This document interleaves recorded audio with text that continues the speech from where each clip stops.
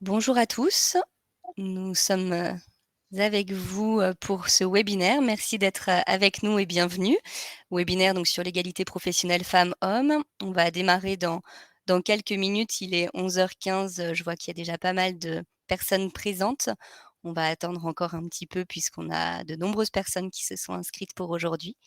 Donc, en attendant, on vous propose de répondre à un sondage donc, que vous verrez apparaître sur la droite dans la partie sondage. Donc n'hésitez pas à y répondre, en attendant et puis si jamais il y a des problématiques techniques, on peut bien sûr communiquer ensemble via le chat sur la droite de l'écran. Je vois que certains, se sont déjà exprimés pour, nous saluer. Bonjour à tous. Pas de son, donc pour certains, on vous préconise de connecter un casque. C'est, quelque chose qui fonctionne mieux parfois avec le casque. Est-ce que vous pouvez donc nous confirmer que vous nous entendez bien, enfin que vous m'entendez bien? Pour la partie technique, on a Cyrine avec nous de Webikeo qui peut également vous assister, donc n'hésitez pas dans le chat. Elle a mis d'ailleurs quelques messages par rapport à la connexion.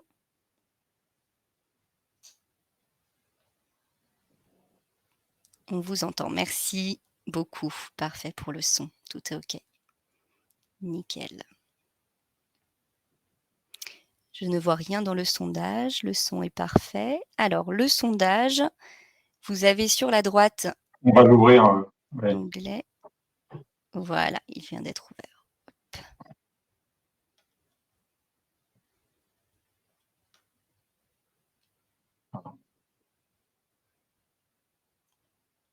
Les deux ont été ouverts.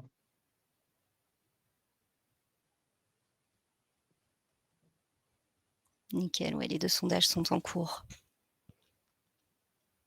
Donc bonjour à ceux qui viennent de nous rejoindre. Donc on parlait du sondage, peut-être à votre arrivée, c'est simplement pour vous dire qu'en attendant de démarrer, il est 11h17, on ne va pas tarder, je vois qu'on est 233 en ligne. Vous allez pouvoir répondre à un sondage donc sur la droite pour simplement nous permettre de voir un petit peu votre appropriation du sujet qui nous réunit aujourd'hui autour de l'égalité professionnelle femmes-hommes.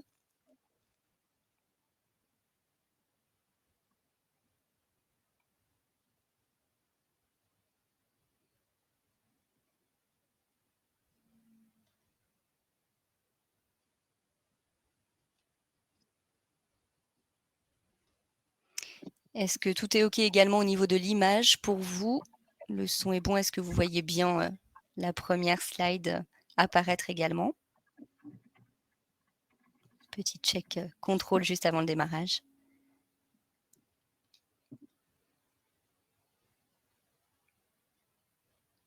Tout est OK. Super. Bon et bien, il est 11h18. Stéphane, ça te va si on démarre? Je vois qu'il C'est y a de parfait. nombreuses personnes qui nous rejoignent encore. Super. Eh bien, bonjour à tous, à toutes. Bienvenue donc à notre webinaire sur l'égalité professionnelle femmes-hommes. On démarre donc maintenant sur ce sujet. Donc, vous êtes nombreux avec nous aujourd'hui. Nous sommes ravis donc d'être avec vous en ce 24 février 2022, donc tout pile 3 mois après la dernière loi qui justement parlait de ce sujet et mettait en place des points qu'on va revoir juste après au cours de ce webinaire. On va avoir donc l'occasion d'en reparler. Pour ceux qui n'auraient pas encore répondu au sondage, on vous invite à répondre à celui-ci donc sur la droite de votre écran pour, voir, votre niveau d'appropriation du sujet de l'égalité professionnelle. Pour tous les aspects pratiques, donc on a Cyrine qui est avec nous aujourd'hui, donc d'un point de vue technique et également Emmanuel, notre modérateur pour ce webinaire donc, voilà, n'hésitez pas à communiquer à travers le chat comme, certains ont déjà pu le faire pour nous poser des questions puisqu'on va avoir un temps, à ce propos, à la fin du webinaire. Donc on va démarrer sur ce sujet, justement de, l'égalité professionnelle, de l'écart salarial à la prise en compte des conditions de travail. Quels leviers pour agir? Donc ce sont les points qu'on vous propose d'aborder aujourd'hui. Donc déjà, qui sommes-nous? Donc je vais démarrer puisque j'ai la parole. Donc, Cyrielle Thiebaud, je suis consultante diversité au sein du groupe JLO, qui est un cabinet de conseil RH et qualité de vie et des conditions de travail. Donc voilà, on est implanté, sur, l'ensemble de la France, un cabinet qui existe depuis 2005 et justement, j'ai le plaisir d'être avec Stéphane, Stéphane Rose, voilà, que je laisse se présenter. Bonjour à toutes et tous. Donc, Stéphane Rose, je pilote les activités diversité et dialogue social au sein du groupe GEDO. Donc, je suis ravi de partager cette fin de matinée avec vous pour parler d'un beau sujet, l'égalité professionnelle femmes-hommes et aussi le lien avec les conditions de travail. Voilà. Donc, ravi de pouvoir échanger et d'avoir vos réactions, vos questions tout au long de cette heure que nous allons passer ensemble. Merci Stéphane. Alors justement, au cours de cette heure, on vous propose donc pour le sujet de faire un tour d'horizon pour commencer, donc faire un point sur où nous en sommes, et ensuite d'aborder les enjeux pour les entreprises, donc aujourd'hui et demain, et d'aborder un point clé qui va sûrement vous intéresser, donc des leviers d'action, également, donc dans ce cadre-là, le focus sur la qualité pardon, et les conditions de vie au travail à travers ce sujet, et puis à la fin, un temps d'échange qu'on va pouvoir avoir à l'issue. Donc tout de suite, on démarre donc sur le tour d'horizon. Où en sommes-nous? Je veux juste faire un petit point sur le sondage qui peut-être est fermé pour voir par rapport à votre appropriation du sujet. Donc c'est un vrai sujet, mon entreprise s'engage pour 57 d'entre vous. On n'a pas le temps, on a déjà le nez dans le guidon pour 13. C'est vrai que c'est un point important, aussi, le temps à y consacrer, mais on va voir ensuite comment on peut, aussi le prendre en compte. On n'a pas les ressources suffisantes, c'est un truc de grand groupe. Ça ne nous concerne pas dans notre entreprise, on progresse en fonction de ses compétences. Donc là, on est vraiment sur le sujet de ce que pensent vos collaborateurs, hein, c'était la question. On n'a pas les moyens, ça coûte trop cher. Ce n'est pas pour nous, dans notre métier, il n'y a que des femmes ou que des hommes, 5. Donc quand même, globalement, au sein de votre organisation, vous dites que vos salariés considèrent que c'est un vrai sujet et que votre entreprise s'engage. Donc sur ce premier sondage. Juste un complément, Cyrielle, je pense que c'est rassurant aussi de voir que si vous êtes là, c'est que votre organisation effectivement s'engage sur ces sujets. Donc, même si effectivement il peut y avoir quelques difficultés, identifiera pardon certaines tout au long de cette matinée. Mmh, tout à fait. Alors pour le tour d'horizon, pour commencer. Donc tout d'abord, ce qu'on voulait, mentionner, c'est que, c'est un sujet qui est encadré depuis plus d'un demi-siècle, le sujet de l'égalité professionnelle, donc dans le cadre du travail. Bien sûr sur, les droits de la femme, donc cela remonte même à plus de 2 siècles. Donc, là, en tout cas, dans le cadre du travail, déjà depuis 1965. Donc là, l'idée n'est pas de vous refaire l'ensemble de la frise, mais clairement de montrer que déjà c'est un sujet, bien abordé dans le cadre juridique, mais qui est long à mettre en œuvre, bien sûr, et que depuis, ces dernières années, il y a quelques lois, dont la loi Pénicaud, qui a mis en place, des axes qui permettent plus précisément d'aller dans le concret et encore plus précisément, donc je le disais en introduction, il y a 3 mois, cette loi Rixain qui va permettre d'accélérer sur, la question de la condition, de la participation des femmes à la vie économique et professionnelle. Donc ce sont des points qu'on va parcourir, donc un sujet existant depuis longtemps, mais qui demande encore à être creusé. Et notamment, il y a quelques chiffres qui nous montrent cela, puisqu'en reprenant, des statistiques et on constate qu'il y a des écarts qui sont réduits, notamment depuis la mise en place des dernières lois et Pénicaud avec, l'index aussi, et puis même depuis 2015 dans le secteur privé, on constate qu'il y a des écarts de rémunération, si on prend ce point, qui sont nettement, enfin nettement, qui commencent en tout cas à baisser, que ce soit dans le secteur privé et dans le secteur public. Et également, au niveau de la part des femmes dans les conseils d'administration, des grandes entreprises. Donc là, on remonte à 2011 avec la loi Copé-Zimmermann qui, en effet, positionne un certain nombre de femmes, en tout cas un pourcentage de monter à 40 pour la présence dans les conseils d'administration. Et donc on voit bien entre, 2009 et 2020 dans les entreprises du CAC 40 que ce pourcentage a bien augmenté de 10,7 à 44,6, et y compris, dans les entreprises du SBF 120 où il y avait un peu plus de femmes dans les comités, les conseils d'administration, et qui également, on a constaté une augmentation de la présence des femmes dans ces conseils d'administration. Également, donc là sur la partie, comité exécutif, c'est ce qui va nous intéresser aussi, avec les dernières mesures.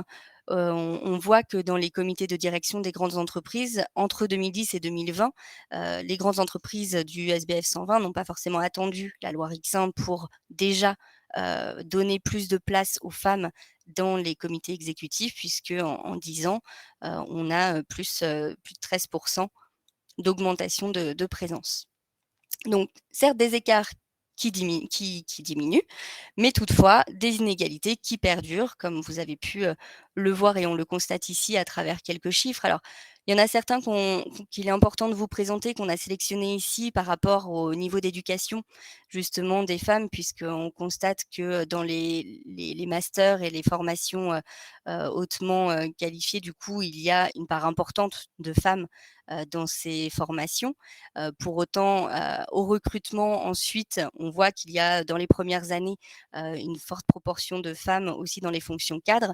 Et puis au fil des années, donc là ça n'apparaît pas ici, mais on voit que la proportion de femmes dans les fonctions dirigeantes et notamment sur les écarts de rémunération se creuse après 5 ans.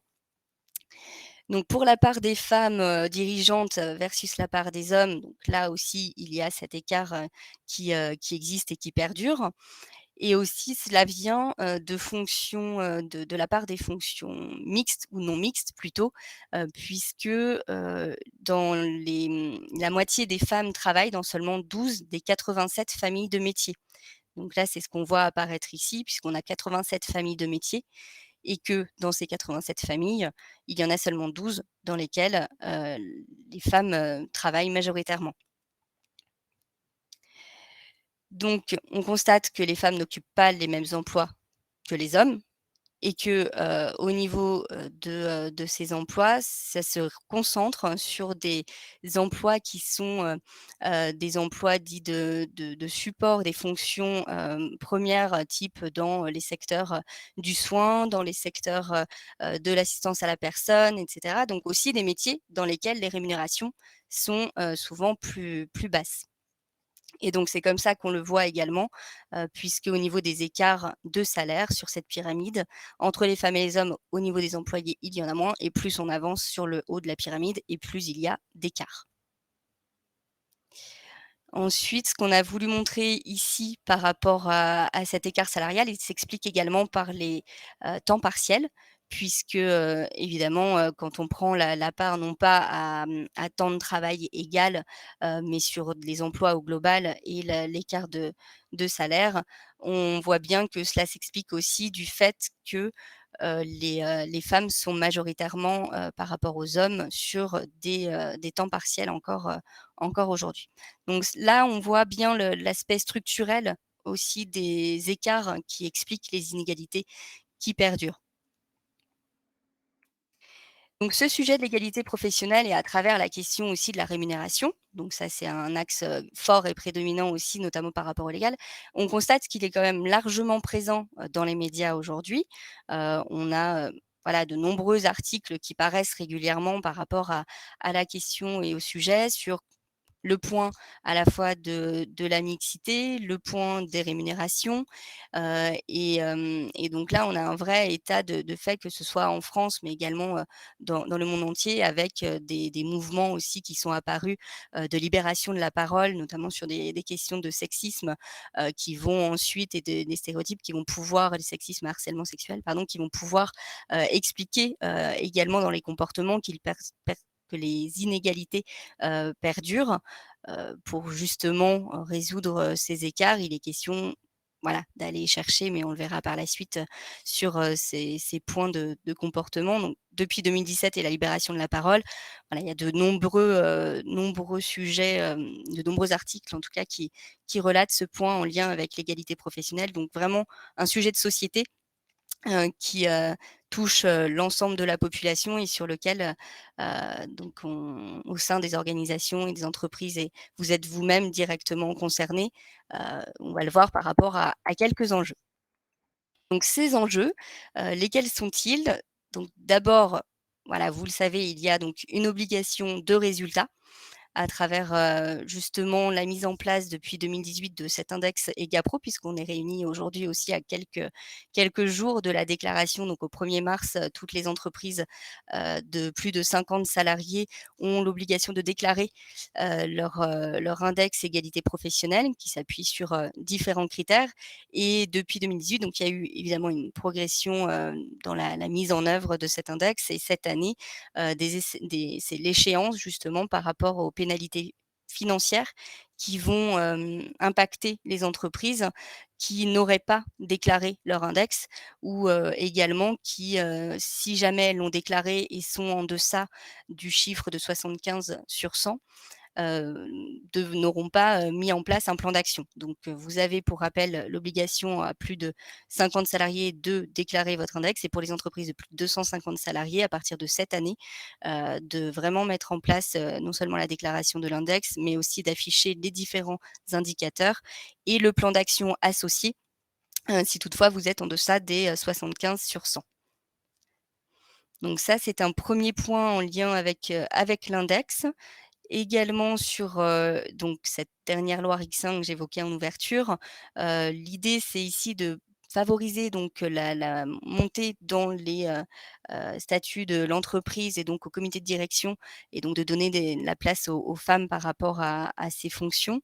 Puisque à partir de 2027, les entreprises donc devront compter au moins 30 de femmes dans leurs instances dirigeantes, avant d'atteindre les 40 en 2030. Donc toujours une progression bien sûr sur la mise en place de ces items, et donc bien sûr des sanctions financières qui accompagneront cette mesure. À partir de 2030, les entreprises concernées seront contrôlées par les inspecteurs du travail et devront publier chaque année leurs écarts de représentation entre les femmes et les hommes. Donc ce texte ne concerne pas, bien sûr la fonction publique, qui a depuis, quelques années, et en plus a des cadres au niveau des rémunérations, et il a déjà mis en œuvre, ces quelques actions en la matière pour, les fonctions dirigeantes. Mais là, on est bien sur le secteur privé. Alors ensuite, donc sur ces enjeux, donc on a bien vu qu'on est là sur des enjeux d'obligation de résultat. On a évidemment donc, d'autres enjeux donc qu'on veut, vous partager par rapport à cette égalité professionnelle. Donc on a parlé des rémunérations et des salaires justement jusque-là. Donc sur, d'autres aspects juridiques aussi, pas seulement sur, les salaires, mais il y a quand même un point juridique en complément, dans, la réponse à des obligations légales qu'en tant qu'entreprise, vous avez donc sur, les fortes évolutions, notamment ces dernières années. Et au-delà, quand on pense aussi, au fait de préserver, par exemple, la sécurité de, ses employés dans le cadre de son organisation, il y a un aspect juridique. Donc si on pousse au-delà de cet aspect rémunération, égalité professionnelle, quand on parle des violences, et du harcèlement sexuel, là, il y a un point juridique et légal aussi qui entre en jeu, donc sur lequel, il y a ces enjeux-là importants avec des pénalités financières, qui peuvent, les accompagner. Donc un autre enjeu aussi bien identifié, c'est l'enjeu économique, donc qui en découle avec les pénalités financières.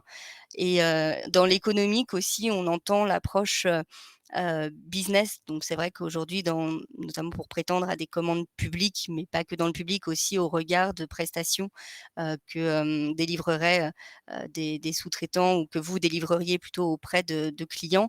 Certains ont des exigences, donc par rapport à vous, vos niveaux d'avancée sur le sujet, il y a un enjeu business aussi, à ce niveau-là, et cela peut être un vrai avantage compétitif aussi, dans la mise en place de ces éléments. Bien sûr, enjeu sociétal, puisque, en tant qu'entreprise, vous avez aussi une responsabilité sociale, et également un rôle à jouer dans le rééquilibrage des évolutions sociales et rééquilibrage des rôles, dans l'entreprise. Donc là, on l'a vu avec toutes les attentes aussi qu'il y a au niveau des personnes, des individus et du collectif dans la société. Enjeux RSE et qualité de vie au travail, bien sûr, c'est un sujet, de dialogue social, dont on veut parler ici, avec l'idée d'avoir un projet fédérateur autour de cette question et générateur de cohésion sociale. Donc la QVT pour tous, avec ici on peut parler donc d'équilibre vie privée vie pro. C'est aussi un outil de motivation, de fidélisation de vos équipes et différenciateur par rapport dans le cadre de recrutement aussi et de créer un avantage par rapport à votre marque employeur sur le marché. Donc là, justement, en lien avec ces enjeux RH évoqués à l'instant, et puis également des enjeux de communication et de réputation de votre entreprise. Donc justement, sur cet aspect de réputation, on disait c'est un sujet qui est largement médiatisé et donc les sanctions paraissent et sont publiées. Donc là, on le voit et encore dernièrement, donc là, sans pointer du doigt qui que ce soit, bien sûr, mais il y a toujours des choses qui perdurent, mais on voit qu'il y a pas mal d'entreprises aujourd'hui bien connues qui pourtant mènent des actions sur le sujet de l'égalité professionnelle, dans lesquelles on voit qu'il peut y avoir des populations et des salariés qui intentent du coup en justice et au pénal, du coup, il y a des poursuites qui sont menées auprès des entreprises dans le cadre de leurs responsabilités. Donc il y a une responsabilité forte des organisations et là, on parle de discrimination, discrimination salariale, discrimination au niveau des sexes et donc il y a du sexisme qui est présent et discrimination sexuelle qu'on a vu et sur lesquelles il y a eu des sanctions et vraiment des entreprises ont pu être condamnées. Donc voilà, un sujet fort vraiment et qui est vraiment prégnant aujourd'hui, sur lequel, il est important de mettre en place des actions le plus possible, pour éviter, ces sanctions qui pourraient arriver. Alors donc cette question de que pensez-vous, que pense dans votre organisation, donc on l'a abordé, déjà juste avant. Juste pour voir au niveau du sondage sur où vous en êtes sur cette question, hop, je le clôture. Heu, donc c'est en cours de réflexion chez vous, la question de l'égalité professionnelle. 31 donc sont sur, la réflexion. 13 d'entre vous ont déjà mis en place des actions dernièrement. Depuis 2 ans et plus, donc 20 d'entre vous. 31 d'entre vous ont signé un accord égalité professionnelle, donc ça va être intéressant aussi dans ce qui va suivre par rapport aux actions et que Stéphane va évoquer avec vous. Et puis 5 d'entre vous êtes labellisés AFNOR ou en cours de labellisation. OK, donc les votes sont fermés ici. Donc, une fois le tableau, dépeint effectivement de où on en est aujourd'hui et des enjeux qui vous concernent, et de l'importance, d'autant plus d'aborder ces sujets non seulement sous un angle, légal par rapport à ce sujet de rémunération, mais au-delà avec tous les enjeux qu'on a vus juste avant. Donc une fois qu'on a fait ce constat, vraiment là, on voulait partager avec vous des leviers d'action pour, justement, par rapport à l'expérience qu'on a auprès des entreprises et des organisations, pouvoir un peu structurer, les champs d'action. Donc il y a quelques champs d'action, donc neufs, notamment dans le champ des actions qui sont réglementaires et qui sont vraiment définies. Donc l'embauche, la formation, la promotion professionnelle, la qualification, la classification, les conditions de travail, la sécurité et la santé au travail, la rémunération, donc ça, on l'a vu, donc c'est un point qui est obligatoire et l'articulation entre activité professionnelle et vie professionnelle. Donc là-dessus, par rapport aux tailles d'entreprise et sur la déclaration, de l'index, soit vous êtes sous accord, donc ce qui concerne, 31 des présents aujourd'hui, soit si vous n'êtes pas sous accord, il est, important de mettre en place et de déclarer un plan d'action. Donc il est nécessaire de mettre en place ce plan d'action et de le déclarer. Donc pour les entreprises de 50 à 299 salariés, autour de 3 des 9 domaines d'action et pour les entreprises de plus de 300 salariés, sur au moins 4 des 9 domaines cités ici. Donc comment cela va être possible? Donc avec quelques actions et pour cela, donc je laisse, Stéphane vous en dire plus sur le comment agir justement. Merci Cyrielle.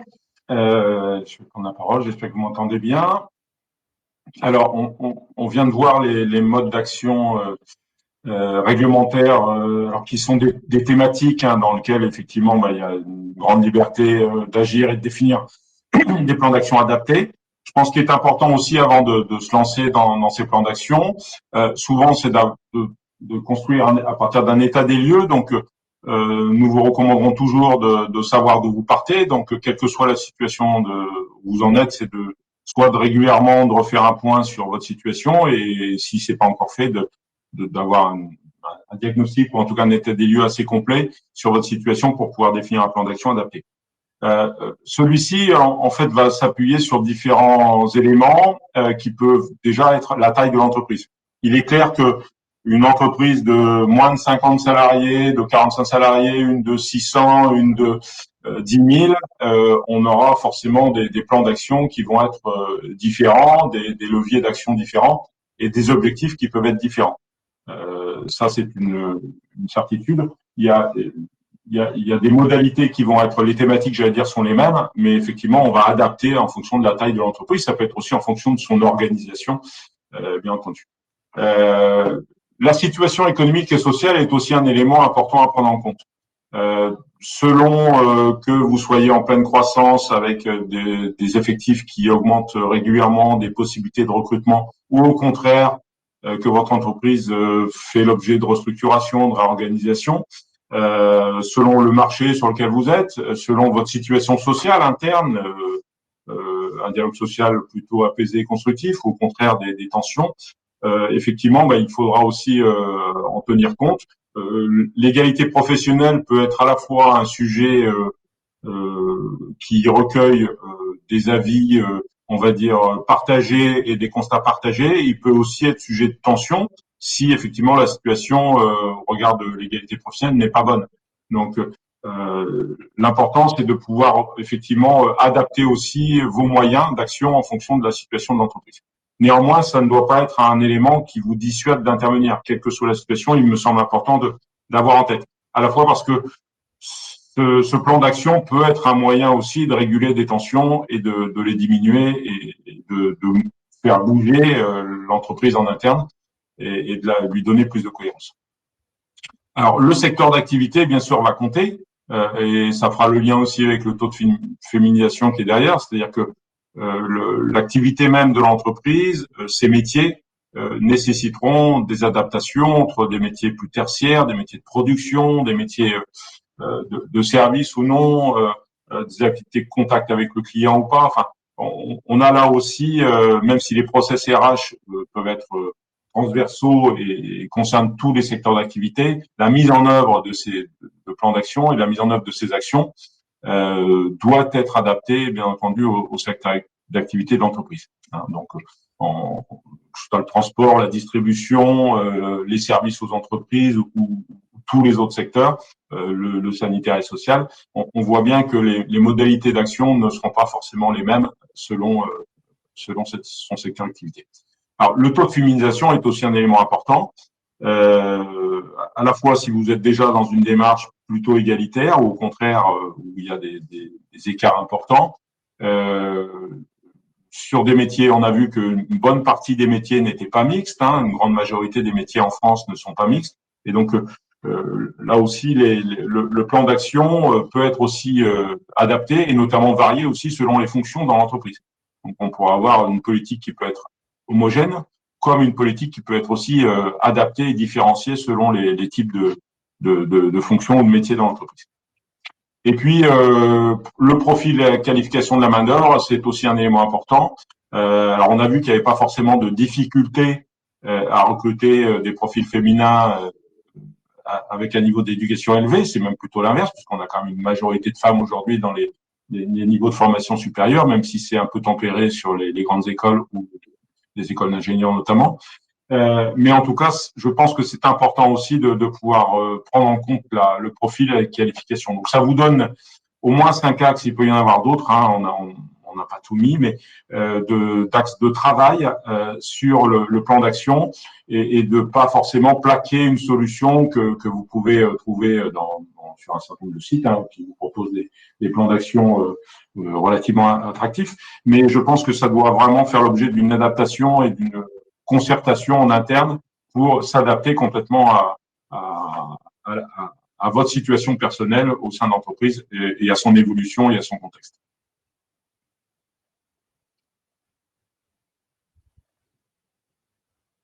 Merci Cyrielle, puisque c'est toi qui gardes la main sur le. Voilà, donc on va retrouver ici, je refais le lien avec les domaines d'action que vous a présenté rapidement Cyrielle tout à l'heure, et je pense qu'il est intéressant de revenir dessus notamment, puisque de regarder un petit peu en détail quel type de thématiques on peut traiter. Alors au niveau de l'embauche, effectivement, bah, ça peut être de renforcer la mixité. Alors si c'est un peu petit, puisque j'imagine que en fonction de la taille de votre écran, vous ne lirez pas tout. Je réponds en avance aux questions qui ont déjà été posées d'ailleurs.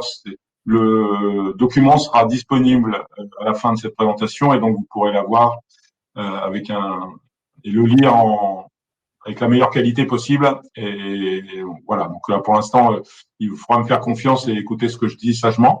Mais vous pourrez vérifier,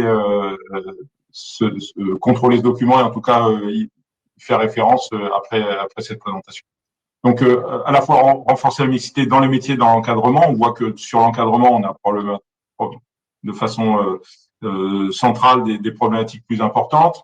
Un équilibre global des embauches. Alors, on sait aussi que certains métiers sont plus féminisés ou plus masculinisés que d'autres. Sur la formation, aujourd'hui, est-ce que l'accès à la formation est identique selon les femmes et les hommes? Alors, on peut avoir des données qui peuvent être là aussi, comme il y a une féminisation de certains métiers ont moins accès à la formation, ça rend l'accès à la formation plus difficile pour les femmes dans certains cas. Lié aussi parfois aux interruptions dans la carrière qui ne favorisent pas forcément l'accès à la formation. La promotion qui reste un élément important à surveiller. Alors, on retrouve notamment cet indicateur dans l'index Égalité Pro qui fait l'objet d'une quantification et qui vous permet d'améliorer votre situation au regard de l'index. Alors, les qualifications, évidemment, alors ça va aussi, on parle de forme dans la féminisation des métiers, dans la forme, dans l'accès au développement des compétences et dans des métiers qui sont soit masculins ou féminins, donc d'essayer d'apporter de la mixité dans les métiers. Les classifications, bien sûr. Alors même là, ça dépend peut-être davantage des branches et il y a un encouragement aujourd'hui fort sur les branches à négocier des accords égalité pro, voire quasiment des obligations aujourd'hui à négocier sur ces sujets. Donc là aussi, la féminisation peut passer au niveau de la branche. Les conditions de travail, alors j'y reviendrai de façon plus détaillée dans le dernier point puisque c'est un élément pour nous central aussi et on verra que souvent un peu plus négligé, c'est-à-dire qu'on s'attache effectivement aux rémunérations, aux emplois, mais les conditions de travail sont fortement corrélées aussi aux disparités qu'on peut rencontrer entre les femmes et les hommes dans les entreprises. Donc le sujet de l'étude des conditions de travail, de la mise en place de plans de prévention genrés notamment, peut être un élément important et qui donne des résultats intéressants. La rémunération effective, c'est une donnée effectivement qui est à suivre. Et puis l'articulation des temps, sujet qui est souvent traité d'ailleurs dans les accords d'égalité professionnelle, puisque ou sur l'équilibre vie privée, vie professionnelle qui sont souvent liés, soit dans les accords QVT, QVCT ou accords EGAPRO uniquement. Donc j'ai essayé de détailler un petit peu ces différents domaines d'action. Ça donne quand même des marges de manœuvre importantes à choisir. L'objectif n'est pas forcément de remplir toutes les cases en même temps et de se lancer dans une démarche qui est très chronophage et qui va mobiliser des ressources et pas forcément être tenable sur la durée. L'objectif, c'est bien d'identifier les points, et c'est pour ça que le diagnostic préalable est important, les points majeurs, les leviers majeurs d'action, en s'appuyant aussi sur la partie sensibilisation et communication, qui est un moyen d'accompagner ces changements et de faire évoluer les stéréotypes, notamment, puisqu'on sait que c'est un élément aujourd'hui qui peut freiner la mise en place de cette égalité.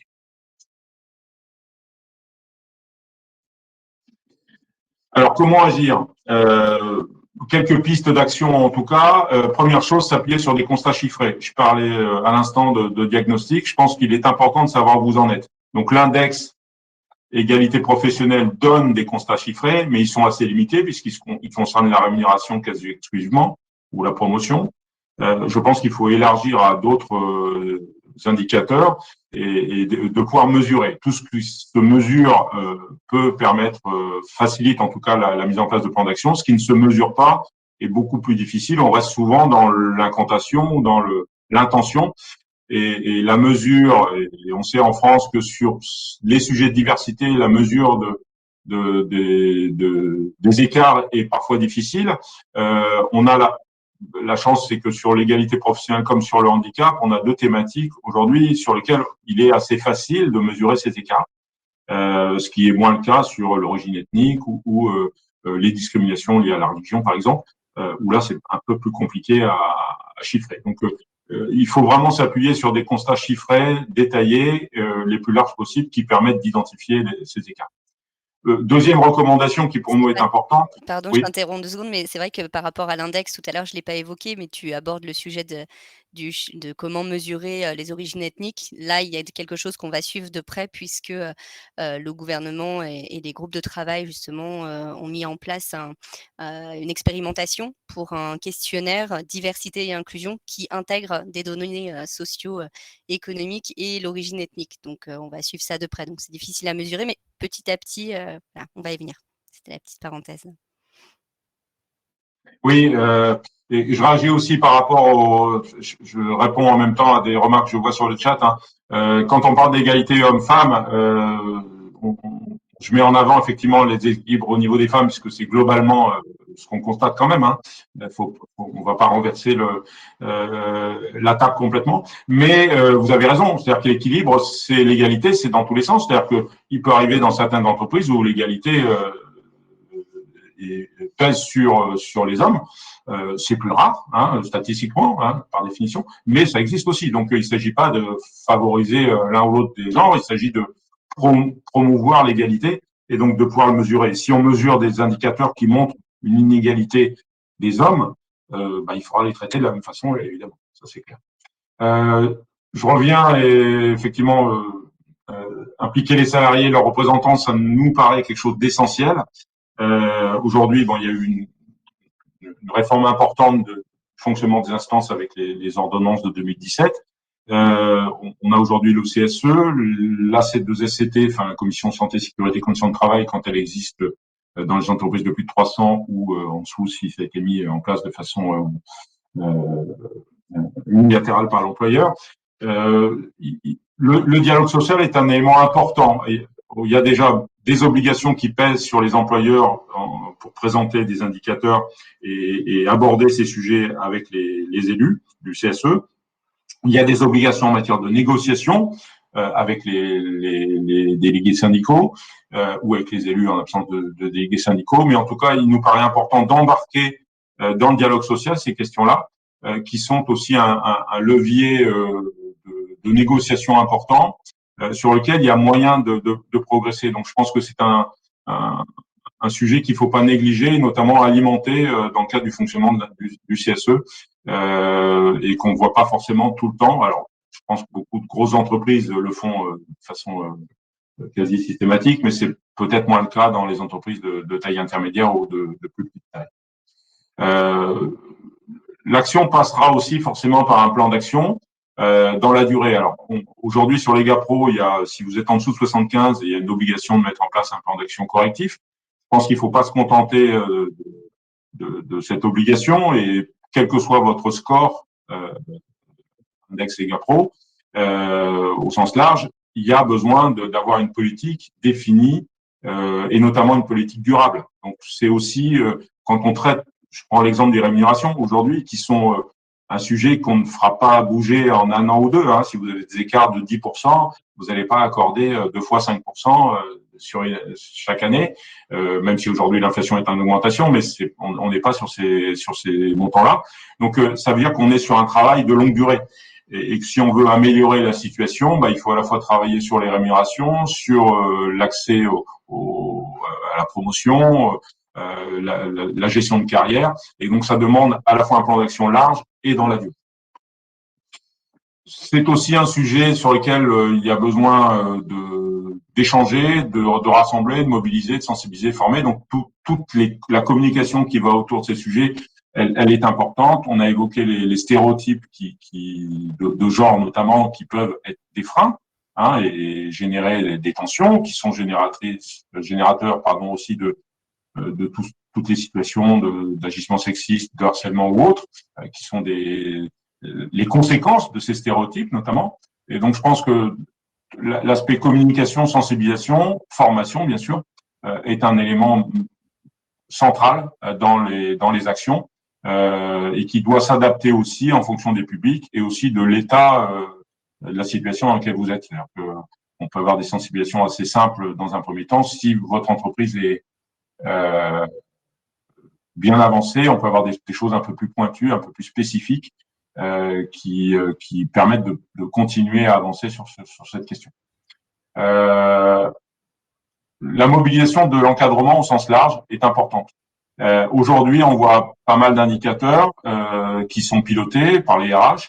Parfois, il n'y a pas forcément de lien avec les. Alors, c'est pas le cas partout, hein, bien sûr, mais parfois, on n'a pas cette connexion. C'est-à-dire que ça reste un sujet RH porté par la direction générale, mais qui ne redescend pas forcément à tous les niveaux d'encadrement. Et je pense que ça peut être important aussi de mobiliser à la fois sur les objectifs et de responsabiliser, d'outiller les managers sur cette question-là pour en faire un sujet sur lequel ils peuvent être objectivés, ils peuvent être aussi accompagnés, bien sûr, pour avancer et faire progresser l'ensemble de l'entreprise.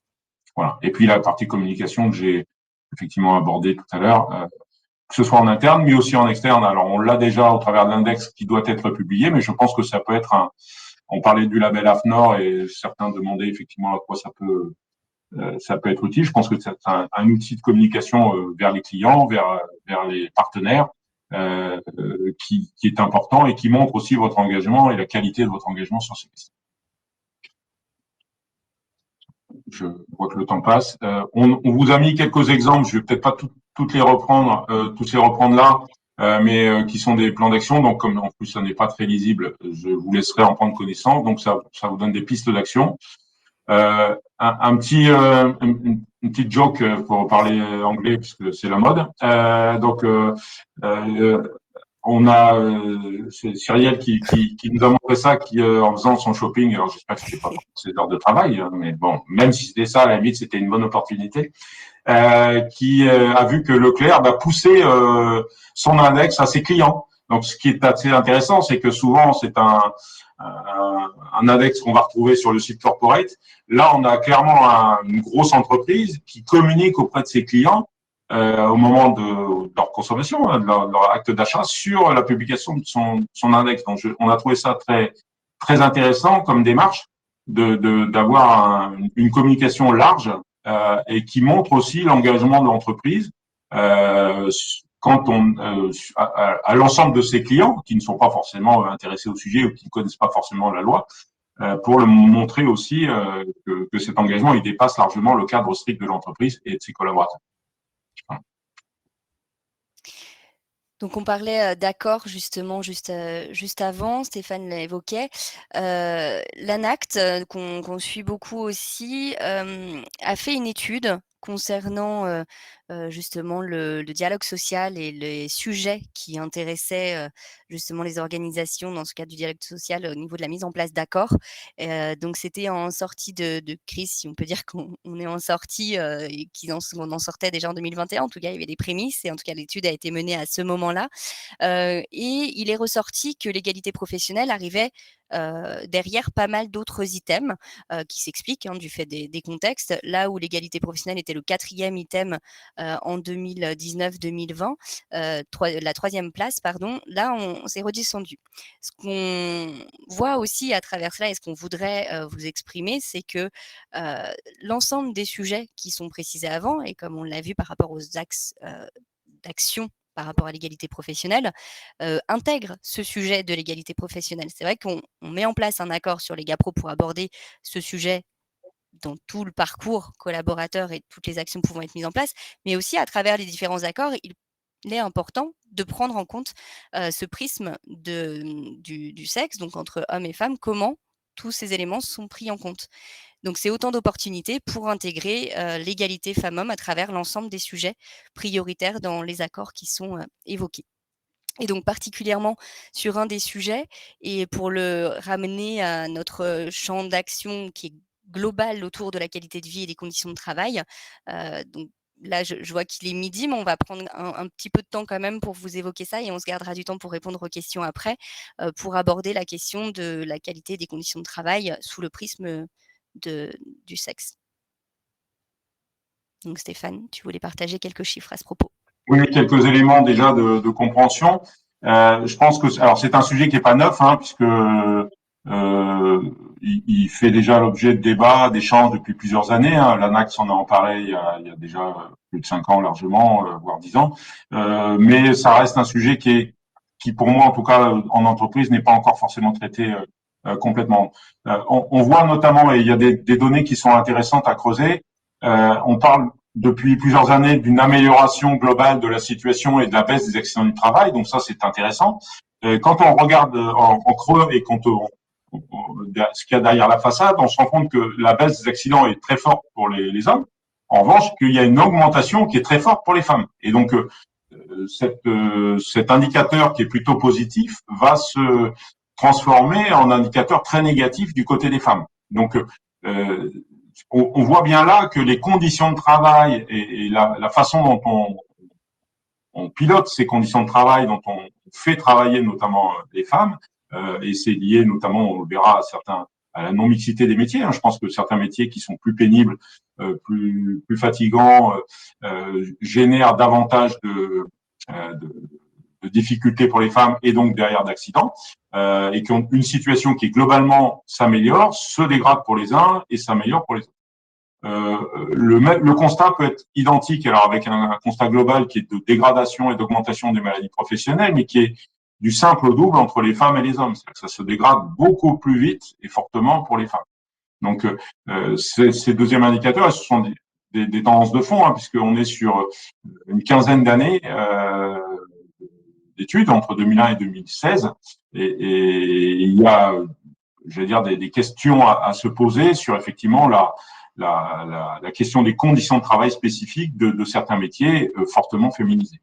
Je vous ai mis aussi un dernier élément, j'aurais pu en mettre beaucoup plus, mais il fallait faire des choix. Il y a une étude de Gras Savoie, Willis Towers Watson, en 2020 qui a montré que les arrêts supérieurs à 3 jours sont 30% supérieurs chez les femmes à celui des hommes.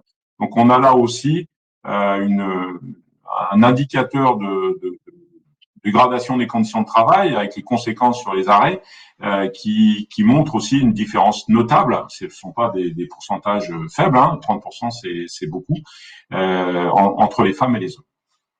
Voilà, donc ça c'est pour poser un peu la situation, montrer que c'est pas forcément non plus une lubie, hein, c'est une réalité vécue dans un grand nombre de secteurs d'activité.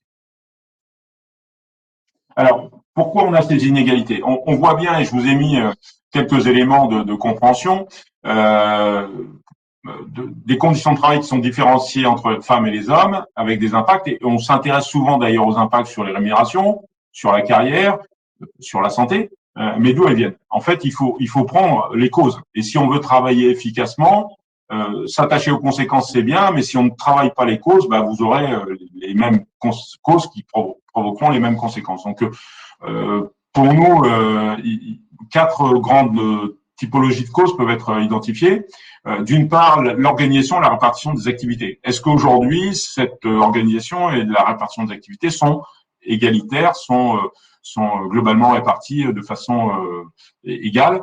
C'est pas le cas. On a beaucoup de femmes, et enfin, les femmes et les hommes sont plus souvent répartis sur des postes et des activités différentes.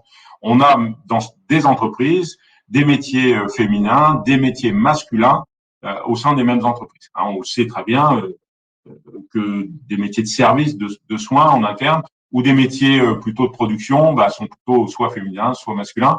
Et ce, même si dans une entreprise, on a une forte féminisation, une forte masculinisation. On retrouve cette segmentation, y compris dans l'entreprise elle-même. La question du management et des parcours professionnels est aussi important, puisque on l'a vu, l'accès aux postes d'encadrement, aux postes de direction ne sont pas les mêmes. Les possibilités d'évolution professionnelle statistiquement sont très inférieures pour les femmes. Et même si les situations de départ peuvent être quasiment similaires, on se rend compte que plus on monte dans la hiérarchie, donc on a des phénomènes de plafond de verre qui bloquent ces évolutions professionnelles. Et il faut comprendre pourquoi. Et si on ne traite pas ces sujets-là, effectivement, la question des rémunérations de la carrière se posera encore dans 5 ans, dans 10 ans. Les conditions de travail elles-mêmes, il y a eu des études et notamment des enquêtes sur là aussi les moyens mis en œuvre pour organiser les conditions de travail qui pouvaient parfois être différenciées dans une même entreprise, là aussi, entre les femmes et les hommes. On a souvent des risques professionnels qui sont plus importants pour les femmes et les risques professionnels étaient moins bien identifiés aussi pour les femmes. Et là se pose la question, notamment, on reviendra sur les possibilités d'action, c'est aujourd'hui, est-ce que dans un document unique d'évaluation des risques, on prend en compte cette distinction genrée ou pas? Et je pense que ça peut être une vraie question à se poser pour améliorer aussi la réponse qu'on peut faire sur cette question des conditions de travail. On voit que aujourd'hui, les TMS notamment, les femmes sont beaucoup plus touchées par les TMS que les hommes, statistiquement. Est-ce que parce qu'elles restent plus souvent dans des métiers, donc là on a la question des évolutions professionnelles, c'est-à-dire un métier qui peut être difficile et pénible, un homme va y rester 5 ans et les femmes vont peut-être y rester 10 ans ou 15 ans. Donc les conditions de travail, c'est à la fois dans les métiers, aussi dans la durée, le manque d'évolution professionnelle qui peut influer. Et puis temps de travail, articulation des temps, là aussi, c'est une question qui est assez connue maintenant, hein, c'est-à-dire que les durées de travail, les horaires, le temps partiel, les activités hors travail aussi, hein, le rôle social aujourd'hui entre femmes et hommes, il n'est pas forcément identique, et donc les temps contraints sont souvent plus forts pour les femmes que les hommes, en plus du temps de travail lui-même. Voilà, donc on a des éléments importants. Là, une petite note aussi là d'humour, même si ça n'a pas dû être drôle, mais on se souvient il y a quelques temps que j'ai repris un article dans les Incorruptibles, Inrecuptibles, pardon, Incorruptibles, jeu de mots, lapsus. Une sortie était prévue dans l'espace pour deux astronautes, deux femmes astronautes, et qui n'a pas pu être possible parce qu'on n'avait pas les combinaisons adaptées. Donc, vous voyez que même la NASA qui pense à tout sur l'égalité homme-femme, il y a encore du travail là-dessus. Bon, ce sont vous voyez que même dans l'élite de l'élite, il y a encore beaucoup de travail à faire, et ça avait empêché effectivement. Alors j'espère qu'ils ont résolu le problème et que maintenant il y a des combinaisons de différentes tailles dans la station spatiale, mais en tout cas c'était pour vous montrer aussi que ça touchait tout le monde. Alors quelques pistes d'action parmi d'autres avant de vous laisser la parole éventuellement. Puisque ça se veut pas exhaustif, hein, c'est donner des idées. Je pense que ce qui est intéressant, c'est déjà de prendre en compte l'exposition au risque différenciée entre les femmes et les hommes dans les démarches de prévention. Est-ce qu'aujourd'hui, le plan de prévention que vous construisez, qui est obligatoire pour toutes les entreprises, prend en compte cette différenciation? Est-ce qu'il y a des analyses qui sont faites, notamment au travers du document unique et d'évaluation des risques, pour faire en sorte qu'effectivement on ait un traitement parfois différencié entre les femmes et les hommes. Il ne s'agit pas de le faire pour différencier femmes et hommes, mais de prendre compte d'une réalité. C'est-à-dire qu'aujourd'hui, quand on a des différences statistiques, des différences dans les chiffres, dans les conditions de travail et dans les statistiques d'accidents de travail, d'arrêt de travail, il faut aussi regarder quelles en sont les causes pour pouvoir les traiter. Et le fait de l'égalité de traitement, ça n'est pas l'égalité des chances, hein. Donc là aussi, on est parfois tenu de prendre des mesures un peu différenciées si on veut une réelle égalité à la fin. Là aussi, dans les projets de réorganisation, souvent, moi j'ai rarement vu la question du genre qui était posée, hein. La question de l'impact sur les conditions de travail, oui, c'est une obligation, mais est-ce que on tient compte parfois des métiers fortement genrés et de leur impact, et les projets de réorganisation sont-ils suffisamment bien étoffés, travailler pour prendre en compte cette question-là aussi. Donc là, on pourrait avancer aussi davantage là-dessus. Traiter les données santé au regard du prisme femmes-hommes. Aujourd'hui, on a bien vu dans les chiffres des accidents du travail qui étaient en baisse que une moyenne peut cacher des fortes disparités. Donc là aussi, si vous présentez vos stats, donner des stats genrés permet aussi d'identifier éventuellement des points durs ou des points de progrès. La mixité aussi dans les comités de pilotage, ça me paraît important que ceux qui pilotent et ceux qui conduisent, il y a aussi cette mixité, ça commence par là. Je pense que si on veut agir, il faut aussi que ceux qui prennent les décisions représentent aussi cette diversité. Améliorer les conditions de travail sur tous les postes aussi, c'est-à-dire que quand on améliore les conditions de travail de tout le monde, ça bénéficie aussi à la possibilité pour les femmes d'accéder à des postes sur lesquels, par exemple, la pénibilité est forte. Et donc, on dirait, tiens, à ce moment-là, on peut pas mettre une femme parce que le port de charge est trop important. Améliorer ses conditions de travail, ça favorise aussi l'accès à tous les postes pour les femmes notamment. Et puis, inscrire la nécessité de promouvoir l'égalité professionnelle dans le préambule de tous les accords signés, ça peut être aussi une idée. Donc, quelle que soit la thématique, ça fera de ce sujet une question transverse qui permettra aussi d'insuffler de la mixité dans l'ensemble des sujets de négociation et du dialogue social. Voilà, je vois le temps qui passe et il nous reste 5 minutes. Donc, je repasse la parole à Cyrielle et on va regarder peut-être les questions qui ressortent. Je ne sais pas si tu as déjà... Oui, effectivement, pendant que Stéphane regarde aussi les autres questions, moi, il y en a certaines que j'ai vues sur la toute première partie, donc par rapport à l'index et notamment des questions qui tournaient sur est-ce qu'on doit le déclarer pour le 1er mars? Oui. Est-ce qu'il y a une latitude? Là, c'est vous et la DRED, c'est les rapports que vous avez, mais clairement, la date, c'est le 1er mars. Donc après, voilà, il peut y avoir un petit peu de délai. L'essentiel, c'est de pouvoir présenter un index quand même assez rapidement. Les contrôles, le temps qu'ils se fassent, voilà, je vous incite pas à trop dépasser, mais en tout cas, voilà, la date est bien le 1er mars et les pénalités, donc en effet, c'est Manuel a répondu dans le chat, c'est jusqu'à 1 de la masse salariale en deçà des 75 sur 100 et aussi si aucun plan d'action n'est présenté. Donc rassurez-vous, là-dessus, il y a bien des mesures. Si vous êtes en dessous de 75, ça arrive. Il y a des entreprises qu'on accompagne et on voit bien, elles sont en dessous de 75 parce que ça va aller vite, notamment sur les plus petites structures où tout de suite, dès qu'il y a peu de femmes dans les 10 plus hautes rémunérations ou un déséquilibrage sur il suffit d'une personne retour de congé maternité qui n'a pas été réévaluée, ça peut aller très vite. Enfin, en tout cas, qui n'a pas eu d'augmentation à l'issue de son retour au même titre que la moyenne de l'ensemble des salariés. Voilà, ça peut aller très vite. Donc rassurez-vous, il y a des plans d'action et surtout en dessous de 75, ça veut dire qu'il y a une marge de progression, donc de quoi faire.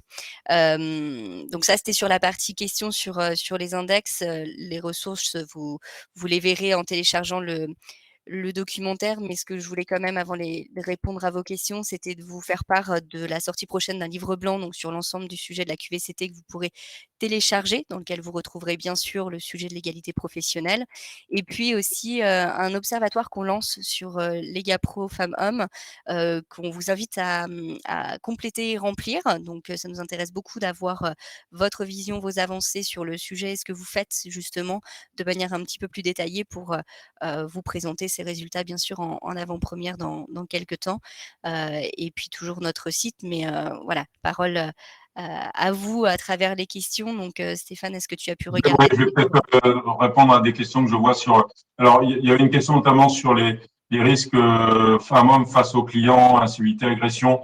Est-ce qu'on a des données? Alors, on n'a pas forcément de données genrées là-dessus. Par contre, on sait effectivement que souvent les métiers d'accueil, de contact client sont davantage féminisés. Et donc, forcément, ce sont ceux qui sont plus exposés. Et donc, on a un biais là, effectivement, d'avoir davantage de femmes qui peuvent être exposées à des incivilités. Et on a aussi, on sait aussi que parfois les tensions, alors on peut avoir des données un peu contradictoires. Là, c'est-à-dire que parfois une femme qui gère un service après-vente peut apaiser les tensions et certains hommes vont moins s'emporter. D'autres, au contraire, ça peut favoriser ces tensions. Donc il n'y a pas forcément de données là clairement qui indiquent clairement qu'il y a une difficulté particulière des femmes. C'est plus lié au poste occupé. Je reviens sur cette non-mixité des métiers.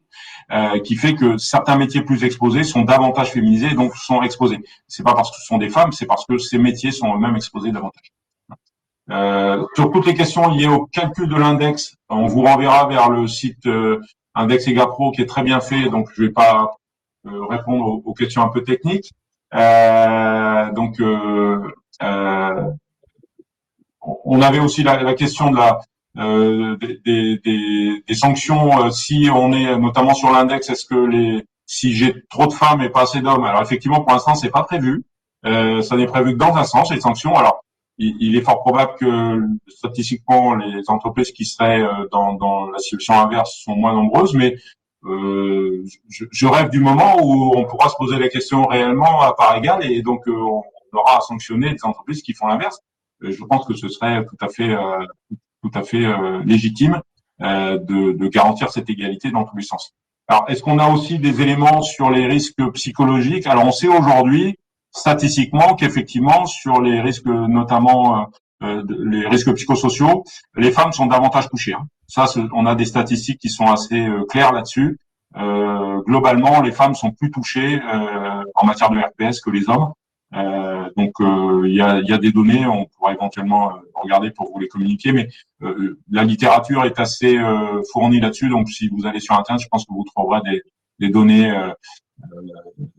assez facilement sur cette tendance statistique qui est effectivement de considérer que les femmes sont davantage touchées par les risques psychosociaux. Alors certains parlent de la charge mentale aussi, ça a été évoqué. Hein. Je pense qu'effectivement, cette dualité de rôle social en entreprise et à l'extérieur de l'entreprise pèse aussi sur ces données statistiques.